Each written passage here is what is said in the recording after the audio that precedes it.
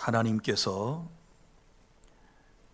에덴 동산에서 가정을 창조하신 목적은 하나님의 영광을 위함이셨고, 그리고 인간이 하나님의 사랑을 체험하며 그 사랑을 나눔으로 행복한 삶을 사는 것이었습니다.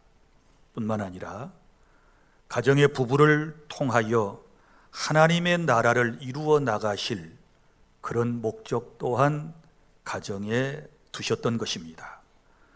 그러나 안타깝게도 인간의 범죄로 말미암아 가정의 행복은 깨어졌고, 특별히 현대인들의 가정에는 많은 문제들이 죄로 말미암아 생겨났습니다.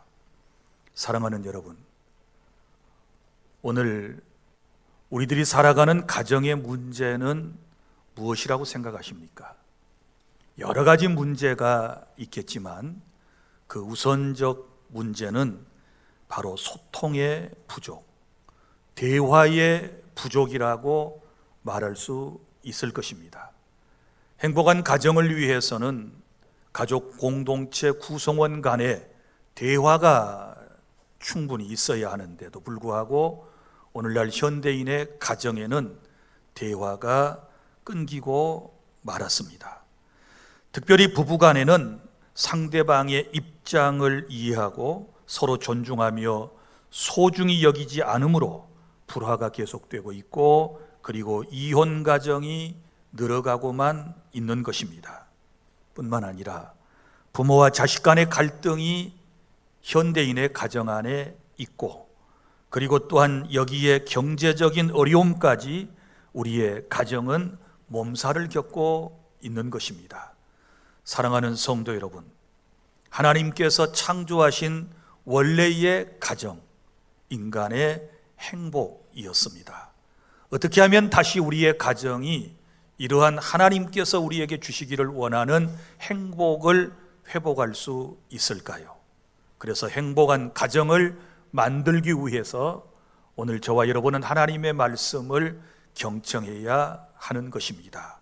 첫째는 행복한 가정을 이루기 위해서 하나님을 경외하며 그 말씀대로 살아가시기를 바랍니다. 1절 말씀을 다 함께 낭독합니다. 시작. 여호와를 경외하며 그의 길을 걷는 자마다 복이 있도다. 아멘. 여기 두 가지를 말씀을 했습니다. 먼저는 여호와를 경외하며 라고 말씀을 했는데, 하나님을 경외한다는 말은 두렵고 떨림으로 하나님을 사랑하며 예배하는 것을 의미하는 것입니다. 사랑하는 여러분, 행복한 가정을 만들기 위해서 맨 먼저 우리가 해야 할 것은 바로 하나님을 경외하는 것입니다. 너희는 먼저 그의 나라와 그의 의를 구하라. 그리하면 이 모든 것을 너희에게 더하시리라고 우리 주님께서 말씀해 주셨지 않았습니까? 인간이 행복을 진실로 원한다면 삶의 우선순위가 무엇인지를 알고 그 우선순위를 따라 살아가야 하는데, 그 첫 번째 우선순위가 바로 하나님을 경외하는 것입니다.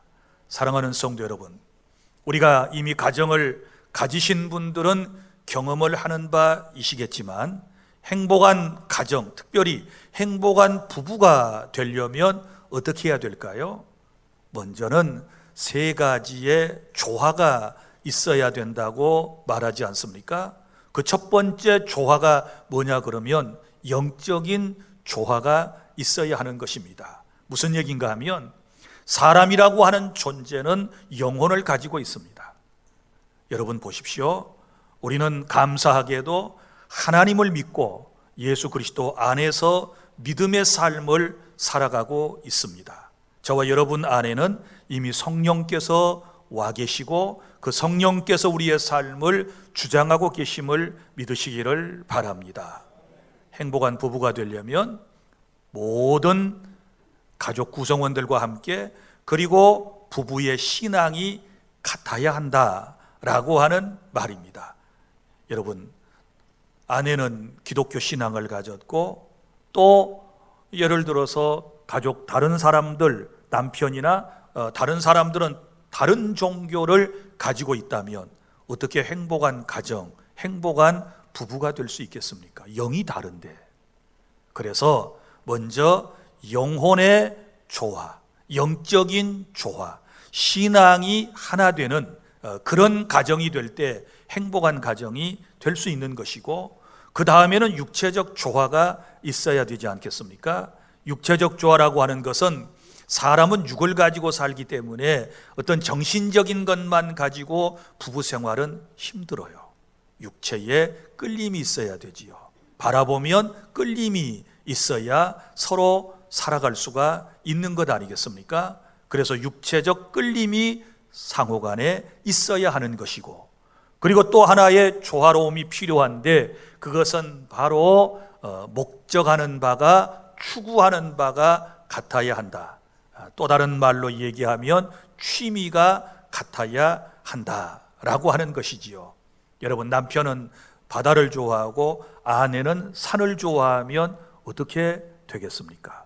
남편은 핸드폰을 좋아하고 아내는 책을 좋아하면 어떻게 되겠습니까? 물론 각자의 취미와 그리고 추구하는 바가 다를 수 있지만, 그럼에도 불구하고 행복한 가정을 만들어가기 위해서는 바로 취미 생활도 서로가 추구하는 것도 어느 정도 맞아떨어지게 되었을 때 행복한 부부가 될 수 있는 것 아니겠습니까? 이 세 가지 조화 가운데 가장 우선순위가 되는 것이 바로 믿음의 가정을 꾸리는 것입니다. 하나님을 경외할 때에 그 가정이 행복한 가정이 된다는 것을 성경은 우리에게 선언하고 있다라고 하는 사실을 믿으시기를 바랍니다. 그래서 어찌하든지 5월 가정의 달을 맞이하여 여러분 가족 구성원 모두가 다 그리스도 안에서 행복한 믿음의 공동체가 될 수 있기를 바랍니다. 여러분, 행복한 공동체를 꾸려나가기 위해서 돈만 많이 모으면 될까요? 세상적으로 성공만 하면 될까요? 높은 지위를 가지면 될까요? 그것만 가지고는 안 됩니다. 우리는 하나님의 피조물이고, 그리고 우리는 그리스도인들이기 때문에 늘 하나님을 경외하는 데서부터 인간의 행복이 시작된다는 것을 절대로 잊어서는 안 될 것입니다. 그리고 또한 여기 하나님을 경외하고 그 뒤에 뭐라고 말씀을 하고 있습니까? 그의 길을 걷는 자마다 복이 있도다. 그의 길을 걷는다. 이 말이 무슨 말일까요? 구원받은 성도는 하나님의 말씀대로 살아야 돼요. 하나님께서 우리에게 명령하신 대로 우리가 살아가는 것입니다. 그럴 때 우리에게는 행복이 있고 우리의 삶은 형통할 수 있는 것이고 우리의 삶은 궁극적으로 하나님께 영광을 돌리게 될 줄로 믿으시기를 바랍니다. 자신이 원하는 삶의 방식을 버리고, 그리고 그릇된 습관도 버리고, 거룩하신 하나님이 원하시는 삶, 그분의 말씀과 그분의 법도를 따라 인간이 살아갈 때 진정한 행복이 있는 줄 믿으시기를 바랍니다. 자기 고집 따라 살아가면 절대로 행복할 수 없습니다. 자기의 습관 따라 살아가면 절대로 인생에게, 그 가정에 행복이 임할 수가 없는 것입니다. 그래서 오늘 주신 말씀 첫 번째, 우리가 하나님을 경외하며 그의 말씀대로 따라 살 때 진정한 행복의 가정이 될 수 있음을 꼭 여러분이 마음에 명심해 주시기를 바랍니다. 그리고 둘째로 2절입니다. 근면과 성실함으로 부지런히 일하시기를 바랍니다. 2절 다 함께 시작. 내가 내 손이 수고한 대로 먹을 것이라 내가 복되고 형통하리로다. 아멘. 여러분, 하나님을 섬기며 하나님을 의지하며 믿음으로 산다라고 하는 사람은 절대로 게을러서는 안 되는 것입니다. 우리 그리스도 안에서 구원받은 성도는 그 어떤 사람들보다도 성실한 마음을 가지고 최선을 다하여 열심히 살아가는 모습이 되어야만 하는 것입니다. 여러분, 우리가 예수 믿고 가만히 있어도 모든 문제가 다 해결되고 하나님께서 우리의 배를 채워주시는가요? 그렇지 않습니다. 오늘 성경을 보십시오. 내 손이 수고한 대로 먹을 것이다. 그러니까 열심히 수고해서 그 얻은 것을 우리가 먹고 누려야 한다라고 하는 것을 하나님께서는 우리에게 말씀해 주셨음을 믿으시기를 바랍니다. 갈라디아서 6장 7절, 사람이 무엇으로 심든지 그대로 거두리라. 심어야 거두는 것입니다. 심는 것 없이 가꾸는 것 없이 거둘 수가 없는 것이지요. 그런데 오늘날 많은 사람들이 심지도 아니하고 가꾸지도 아니하고 거두려고만 하는 이런 잘못된 마음을 가지고 있는 것을 볼 수 있습니다. 사랑하는 여러분, 열심히 땀을 흘려서 일을 해야만 하는 것입니다. 그럴 때 하나님께서 저와 여러분에게 수고의 대가를 주실 줄로 믿으시기를 바랍니다. 데살로니가후서 3장 10절, 일하기 싫어하거든 먹지도 말게 하라, 이렇게 말씀을 하셨지 않았습니까? 그러므로 우리 그리스도인들은 열심히 주어진 삶의 환경 속에서 자기 직업에 따라서 최선을 다하여 일을 해야만 우리에게 소득이 있고 그 소득을 통하여 우리는 세상을 살아갈 수 있는 줄 믿으시기를 바랍니다. 어떤 사람들은 그래요. OECD 국가 가운데 우리 대한민국의 근로시간이 굉장히 길다고 그래요. 그러면서 많은 사람들이 좀 더 쉬어야 된다. 여러분, 정부에서 정한 근로기준법에 따라서 우리는 5일 근무하고 8시간 일을 하는 것이지요. 자, 그런데 여러분 보십시오. 내 삶에 내가 항상 경제적으로 부족함을 느낀다면, 나는 가난해요, 나는 경제적으로 쪼들리고 있어요, 이렇게 자기 자신이 자각을 한다면 그 문제를 해결해 나가기 위해서는 어떻게 해야 될까요? 남들보다 더 일을 해야 되지요. 그래야 더 많은 소득이 생길 수 있는 것이지, 남들 일한 만큼만 일하고 더 많이 얻기를 원한다든지, 남들과 함께 다 놀고 먹고 즐기고 이러면서 뭔가를 더 많이 얻기를 원한다 그러면 그건 잘못된 것 아니겠습니까? 나는 여러분들의 삶이 지금 현재로서 자족하고 이만큼 하면 됐습니다 라고 그러면 여러분들이 충분히 이제 쉬셔도 돼요. 지금까지 일한 그대로 일하고 쉬셔도 되지만, 그러나 여전히 나는 내 삶에 물질이 부족해요, 아직도 넉넉하지 못해요, 내가 할 만한 모든 일들을, 할 수 있는 일들을 내가 물질이 부족해서 다 하지 못한 아쉬움이 있어요 라고 하는 마음이 마음속에 있고, 그것 때문에 여러분의 삶에 애로사항이 있다면 어떻게 해야 될까요? 그 문제를 풀어가는 방법은 다른 게 없어요. 남들 놀 때 일하세요. 남들 잘 때 좀 더 일을 하세요. 남들이 쉬고 있을 때 여러분이 더 열심히 수고하셔야만 더 많은 것을, 여러분이 원하는 것만큼을 채울 수 있다라고 하는 사실을 깨달을 수 있기를 바랍니다. 그런데 여러분 보세요. 열심히 일을 하는데 수고의 대가를 얻지 못하는 사람들이 있거든요. 참 안타까운 사람들이지요. 그런데 우리 하나님께서는 여호와를 경외하며 그의 길을 걷는 자들에게는 내가 내 손이 수고한 대로 먹을 것이라, 노동의 대가를 충분히 하나님께서 주실 것이다, 이렇게 약속을 해주셨지 않았습니까? 그러므로 행복한 가정을 여러분이 진정으로 꿈꾸신다면 죄송하지만 조금 더 열심히 부지런히 성실하게 여러분이 일을 하셔야만 되는 것입니다. 노동은 신성한 것입니다. 여러분, 근로라고 하는 것은 하나님의 은혜 가운데 우리가 기쁨으로 해야 할 우리의 몫이고, 그것을 통하여 우리는 우리의 삶에 필요한 것들을 제공받도록 하나님께서 허락하셨다는 사실 또한 여러분이 기억해 주시기를 바랍니다. 셋째로, 행복한 가정을 꾸려 나가려면 어떻게 해야 될까요?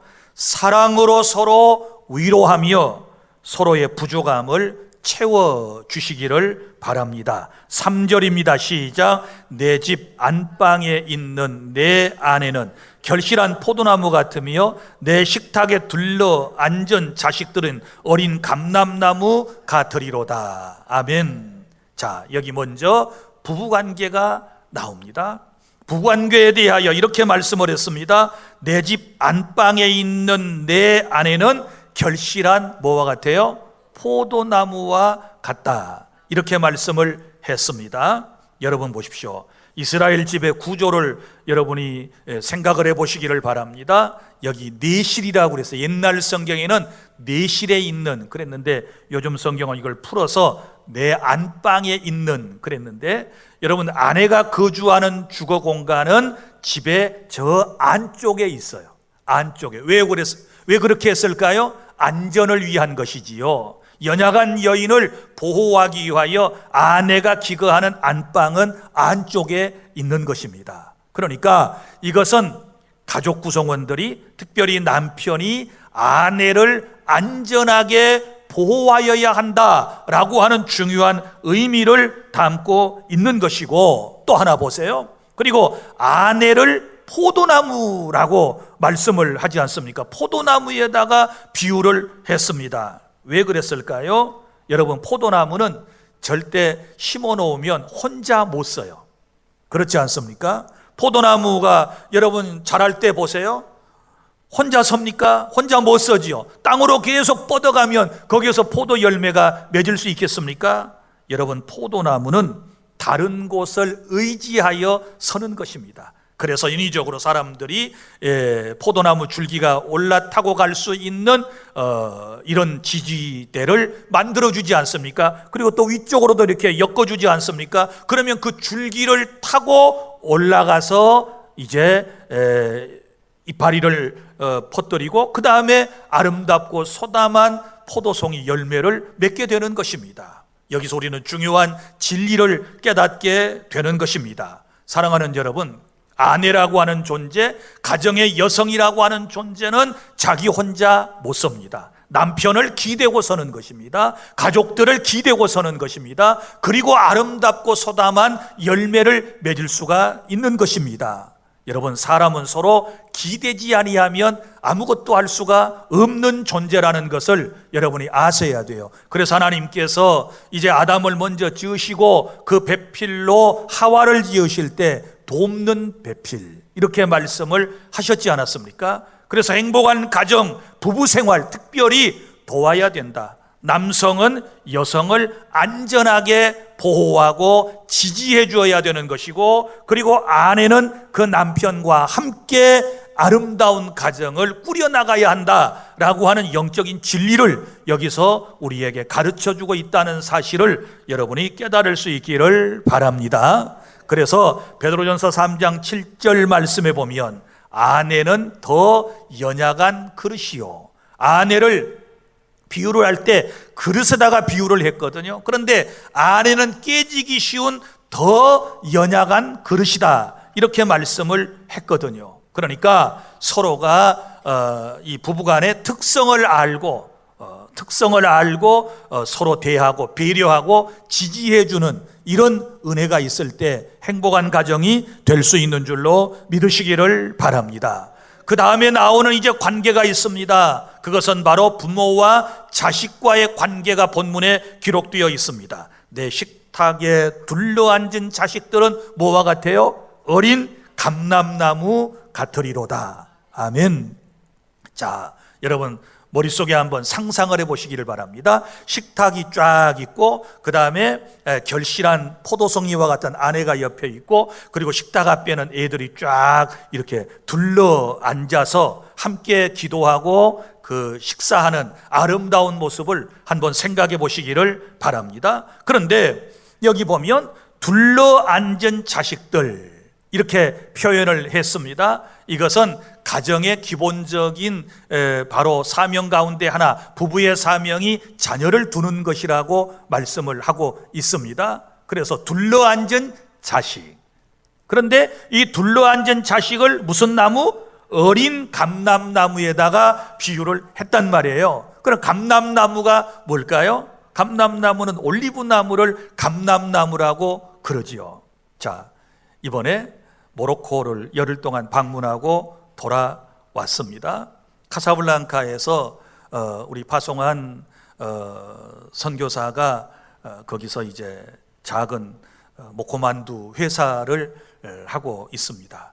그곳에 이제 한 3명 정도의 여직원들이 근무를 하고 있는데, 한국에서 이제 회장단이라고, 이 회사의 회장단들이 우리 회사를 방문한다고 이제 그랬던가 봐요. 거기서는 이제 목사라고 하는 신분을 얘기할 수 없으니까 선생님 혹은 사장님, 회장님, 총무님 이렇게 불러요. 그래서 제가 회장으로 간 거예요. 회장으로 갔어요. 회장이 온다 그러니까 그 직원 가운데 가장 일을 잘하는 직원이 그 카사블랑카에서부터 아주 멀리 남쪽으로 내려가는 작은 성읍에서 올라와 가지고 그곳에서 이제 기거하면서 우리 만두 회사에서 일을 하는데, 이제 그거를 친정의 아버지한테 연락을 했대요. 그런데 그 집 친정은 뭐 하는 집이냐? 이 올리브 농사를 짓는 그런 집이에요. 올리브 나무가 엄청나게 많대요. 그런데 거기 83살 되신 아버지가 그 농사를 하시는데, 이제 자기 딸이 다니는 회사의 회장님이 한국에서 오신다고 그러니까 손수 올리브를 따가지고, 열매를 따가지고 이것을 짰어요. 맷돌에 돌려서 짜가지고 병에다가 가득 담아가지고 그 먼 길을 버스를 타고 갈아타고 해가지고 거기까지 오신 거예요. 그래가지고 우리가 가니까 그걸 이제 전달을 해주시는데 눈물이 핑 돌아요. 83살 되신 노인이 딸이 다니는 회사에 이 회장님에게 올리브 이 큰 병으로 한 병을 이제 선물을 하겠다고 올라오셨는데 너무너무 감사한 거예요. 그래서 제가 그걸 가져왔습니다. 우리가 다 나눠서 먹을 수는 없고 제가 대표로 그 아주 손으로 손수 짜낸 올리브유를 먹고 힘을 얻어서 여러분들에게 말씀을 전하도록 그렇게 하겠습니다. 뭐 드리라 그래도 제가 못 드려요. 그 가져오면서 얼마나 고생을 했는지 싸고 또 싸가지고 가방에다 넣어가지고 깨지지 않도록 가져와야 되는데 여간 힘든 일이 아니었어요. 그런데 모로코에 가보니까 들판에 있는 게 전부 다 올리브 나무예요.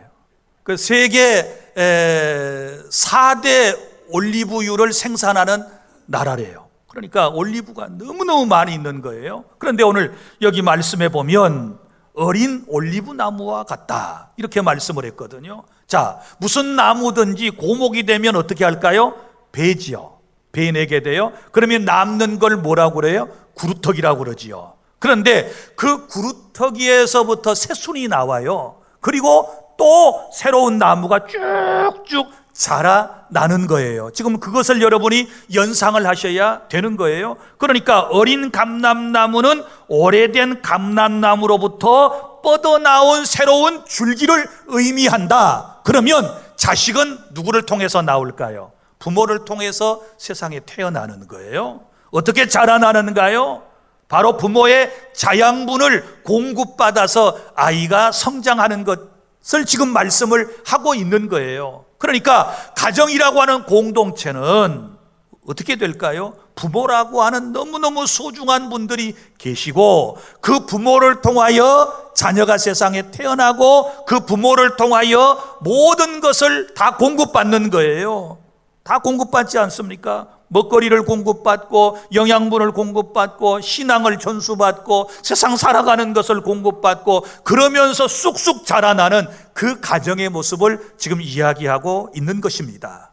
이제 여러분들에게 바라고 원하는 것은 여러분의 가정에 나는 어린 감람나무들이 다 있는데 여러분 누가 그 자녀들을 양육해야 합니까? 부모가 해야 하는 거예요. 너무나도 소중한 생명들이에요. 잘 양육해 주시기를 바랍니다. 말씀으로 기도로 잘 양육해 주시기를 바랍니다. 그래서 그 아이들이 자라서 아름다운 열매를 또 많이 맺을 수 있도록 하는 것이 바로 부모의 책임인 줄로 믿으시기를 바랍니다.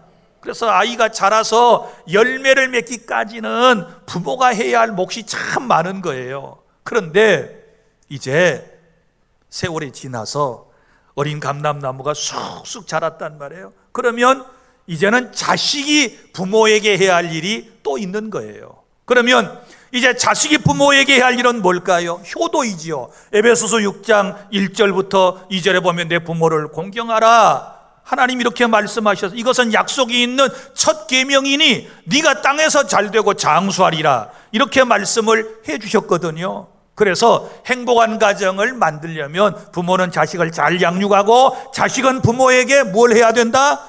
효도를 다할 때에 행복한 가정이 될 수 있는 줄 믿으시기를 바랍니다. 내일이 어버이날입니다. 그런데 우리가 오늘 좀 먼저 카네이션을 찾는데, 자, 카네이션 교체를 좀 해야 되겠어요. 이게 너무 무거워가지고 심플한 것으로 이렇게 이제 바꿔 찾습니다. 이건 아침에 우리 학생들하고 청대부가 달아준 거고, 이거는 용해 주안교회 갔더니 그 식구들이 달아준 거예요. 너무 예뻐요, 그죠? 그리고 아까 물어봤더니 반응이 너무 좋대요. 그전에는 카네이션을 달아주면 안 찰라고 막 도망 다녔는데 이번에는 사무실로 막 찾으러 온대요. 네, 왜 그런가 그랬더니 어버이 은혜 감사합니다는 리본이 없어. 옛날에는 그 리본이 좀 촌스러웠나 봐. 그리고 부담이 됐나 봐. 그런데 이것만 딱 차니까 이거 어버이날 아닌 때도 이렇게 차고 다니면 예쁜 브로치처럼 예쁠 것 같아요. 그래서 막 이 젊은 사람들도 들어와가지고 이거 없냐고 내가 있을 때도 물어보더라고요. 멋있죠? 고마워요. 원래 카네이션은 돌아가신 어머님을 그리워하던 딸이 이걸 먼저 찼어요. 이게 이제 기원이 돼가지고 교회 안에까지 지금 들어왔는데요. 이걸 생각할 때마다 부모님의 은혜를 여러분이 깊이 깨닫고 감사하실 수 있기를 바랍니다. 제가 설교 준비를 하다가 오래전에 서울여대 어버이날 사랑의 엽서라고 하는 공모전에서 대상을 받은 글을 발견을 했습니다. 많은 분들이 들어보셨을 거예요. 제가 한번 낭독해드리고 잠깐 설명을 드릴 테니까 깨달을 수 있기를 바랍니다. 제목, 어머니 어머니. 나에게 티끌 하나 주지 않은 거린들이 내게 손을 내밀 때면 불쌍하다고 생각을 했습니다.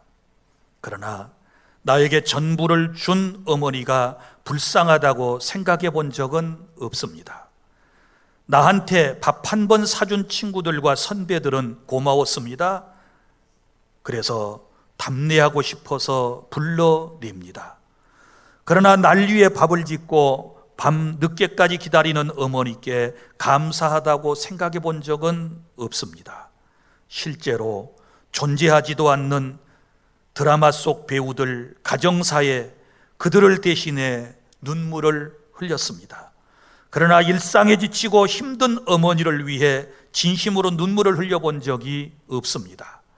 골방에 누워 아파하던 어머니 걱정은 제대로 한 번도 해본 적이 없습니다. 친구와 애인에게는 사소한 잘못 하나에도 미안하다고 사과하고 용서를 구했습니다. 그러나 어머니에게는 잘못을 셀 수도 없이 많이 하고서도 용서를 구하지 않았습니다. 죄송합니다. 죄송합니다. 세상의 어머니는 위대하기에 어머니를 생각하며 이 글을 올립니다. 라고 하는 글이 있었습니다. 사랑하는 여러분, 우리 마음에 와 닿는 게 있지 않습니까? 나에게 티끌 하나 주지 않은 어려운 사람들, 거린들이 내게 손을 내민다거나 길가에 앉아 구걸할 때 우리는 불쌍하다고 찾아가서 돈도 주고 위로하고 격려하지 않습니까? 그런데 나를 낳아서 나에게 전부를 준 그 어머니에게, 그 부모에게 감사하다고 생각해 본 적이 있었습니까? 자, 나한테 밥을 사준 선배 그리고 친구들이 있었습니다. 그래서 너무 고마워서 나도 한번 답례를 하고 싶어서 전화를 합니다. 그랬더니 상대방에서 바쁘답니다. 시간이 안 난답니다. 그런데도 불구하고 계속해서 나는 내가 꼭 이 빚을 갚아야 된다고, 나도 밥을 한 번 살 수 있는 기회를 달라고, 나도 커피라도 한 잔 대접할 수 있는 기회를 달라고, 우리 그래서 그렇게 불러내지 않습니까? 그런데 나를 위하여 밥을 짓고 밤늦게까지 나를 기다리는 어머니에게 감사의 말을 하면서 우리가 정말 고마운 마음을 가져본 적이 있었던가요? 또 보세요. 우리 요즘 드라마를 보다가 눈물을 훔치는 우리들의 모습, 또 여러분들을 볼 수 있지 않습니까? 실제 존재하지도 않는 그 가상의 대사, 그 드라마 속의 배우들의 가정사에 대하여 눈물을 줄줄 흐릅니다. 그거 보면 참 인정이 있고 마음이 여린 것 같아요. 그렇지 않아요? 그 드라마 연속극 보다가 그렇게도 눈물을 흘리는지 몰라. 목사 설교는 아무리 들어도 눈물이 안 나는데 드라마 속에 그 장면들을 보면 막 눈물이 펑펑 쏟아져서 이게 내 일인가 싶어가지고 막 짠해가지고 눈물을 쏟아낸단 말이에요. 그런데 일상에 지치고 힘든 어머니 아버지를 바라보며 우리가 눈물을 흘려본 적이 있는가? 세상을 살다 보면 친구에게, 이웃에게, 애인들에게 어떤 잘못을 하지요. 그 사소한 잘못 하나 하면 마음속에 미안한 마음이 들어가지고 계속해서 메시지를 보내고 미안해요, 죄송해요, 제가 실수했어요, 잘못했어요, 이렇게 사과를 하면서 용서를 구하면서도 부모에게는 수없는 잘못을 한 우리는 어떻습니까? 아버지, 어머니, 제가 잘못했어요, 용서해 주세요. 우리 전화 한 통 했나요? 찾아가서 엎드려서 잘못했다고 우리 용서를 구한 적이 있었던가요? 이렇게 모진 인생이 우리예요. 깨달을 수 있기를 바랍니다. 사랑하는 여러분, 부모라고 하는 존재는 생각할수록 신비한 분들이에요. 우리가 부모가 돼서야 깨닫는 바 아니겠습니까? 부모가 다 떠난 분들은 어떡할까요? 세상을 떠나서 안 계신 분은 어떡할까요? 주님의 말씀을 기억하세요.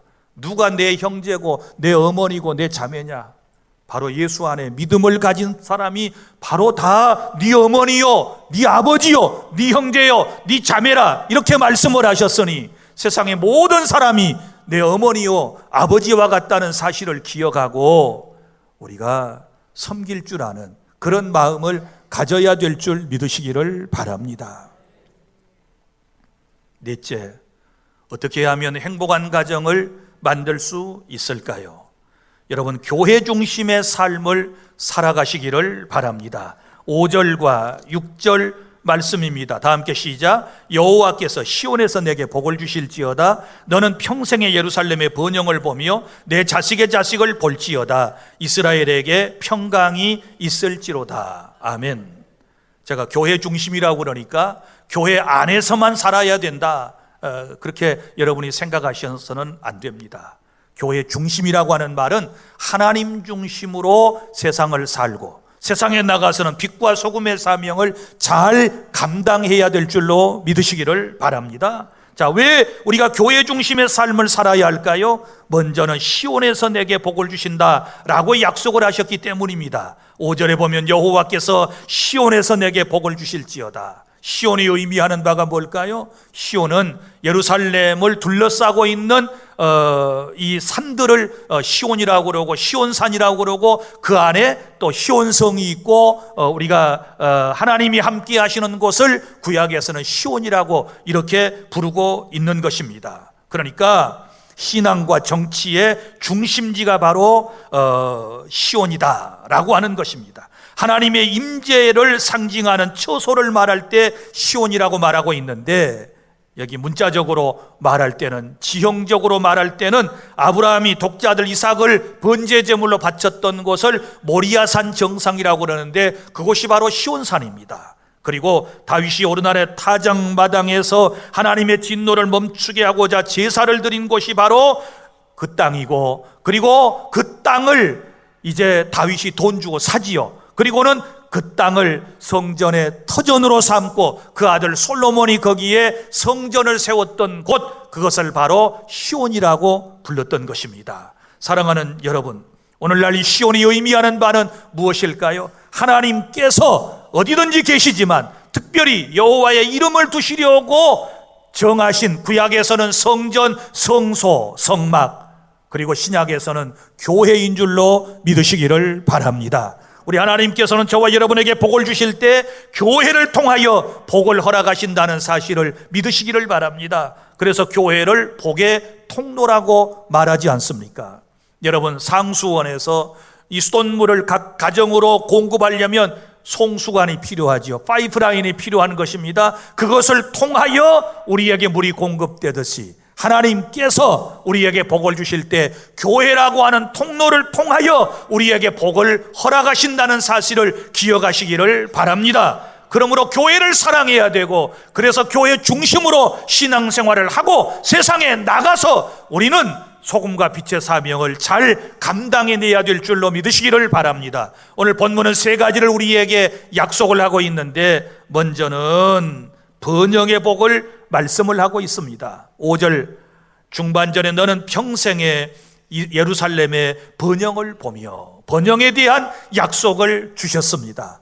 우리 하나님께서는 행복한 가정에 어떤 복을 주실까요? 번영의 복을 주신다. 하나님의 은혜 가운데 지경을 넓혀주시고 하나님의 은혜 가운데 모든 것이 점점 더 나아지는 그런 은혜를 허락해 주실 줄 믿으시기를 바랍니다.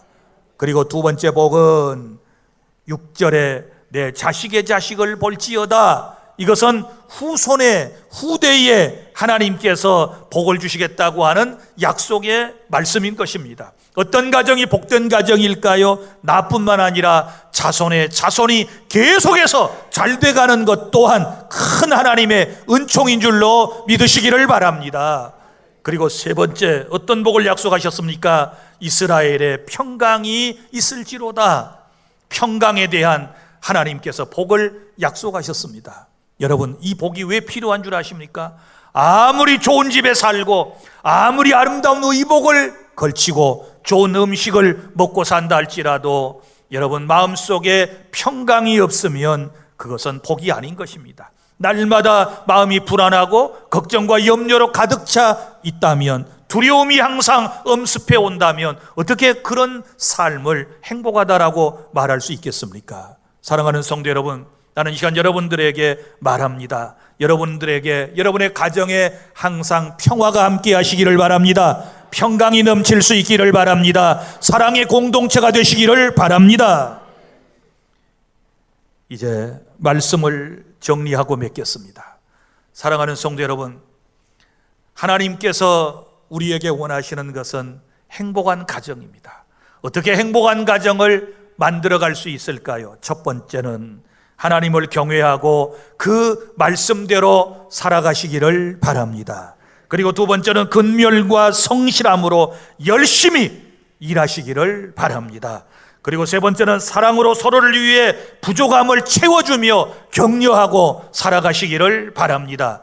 그리고 네 번째는 하나님이 기뻐하시는 교회 중심으로 살아가면서 여러분들이 번영과 그리고 후손의 복과 평강의 복을 이제부터 받아 누리는 우리 주 안의 모든 성도 여러분들이 다 되시기를 바랍니다. 기도하겠습니다.